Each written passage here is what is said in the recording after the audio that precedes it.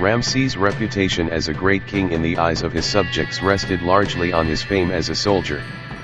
In the 4th year of his reign, he led an army north to recover the lost provinces his father had been unable to conquer permanently. The first expedition was to subdue rebellious local dynasts in southern Syria, to ensure a secure springboard for further advances. He halted at Al-Kalb River near Beirut, where he set up an inscription to record the events of the campaign. Today nothing remains of it except his name and the date. All the rest has weathered away. The next year the main expedition set out. Its objective was the Hittite stronghold at Kadesh. Following the coastal road through Palestine and Lebanon, the army halted on reaching the south of the land of Amor, perhaps in the neighborhood of Tripolis.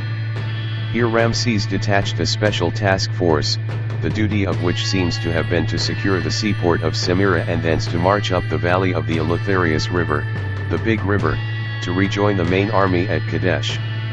The main force then resumed its march to the Orontes, the army being organized in 4 divisions of chariotry and infantry, each consisting of perhaps 5,000 men.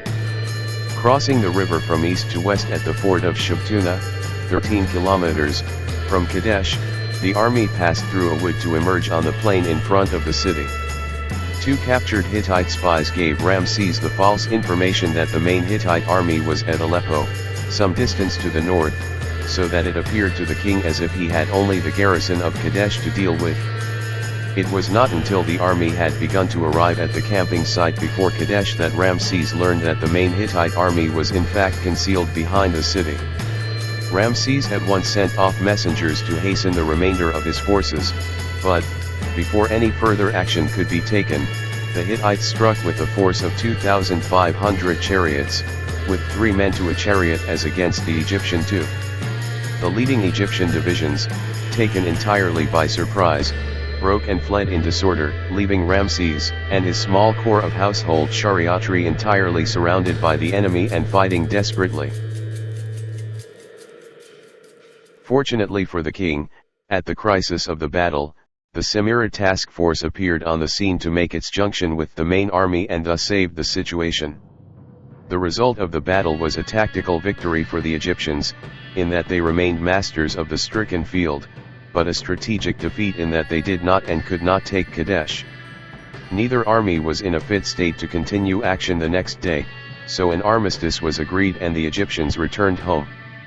The Battle of Kadesh is one of the very few from pharaonic times of which there are real details, and that is because of the king's pride in his stand against great odds. Pictures and accounts of the campaign, both an official record and a long poem on the subject, were carved on temple walls in Egypt and Nubia, and the poem is also extant on papyrus.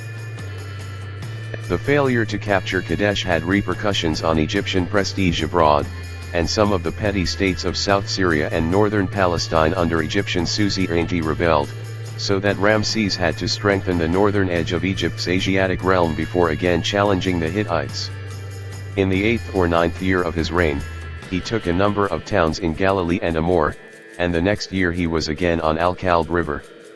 It may have been in the 10th year that he broke through the Hittite defenses and conquered Katna and Tunip where, in a surprise attack by the Hittites, he went into battle without his armor and held them long enough for a statue of himself as overlord to be erected. In a further advance he invaded Kode, perhaps the region between Alexandria and Carchemish. Nevertheless, like his father before him, he found that he could not permanently hold territory so far from base against continual Hittite pressure, and, after 16 years of intermittent hostilities, a treaty of peace was concluded in 1258 BCE, as between equal great powers, and its provisions were reciprocal. The wars once over, the two nations established friendly ties. Letters on diplomatic matters were regularly exchanged. In 1245 Ramses contracted a marriage with the eldest daughter of the Hittite king, and it is possible that at a later date he married a second Hittite princess.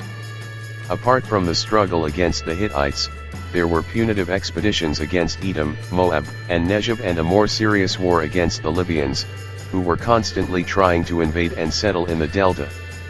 It is probable that Ramses took a personal part in the Libyan war but not in the minor expeditions. The latter part of the reign seems to have been free from wars. If you like this content, wait for us in next video, we have more. Don't forget to subscribe. Thanks for watching.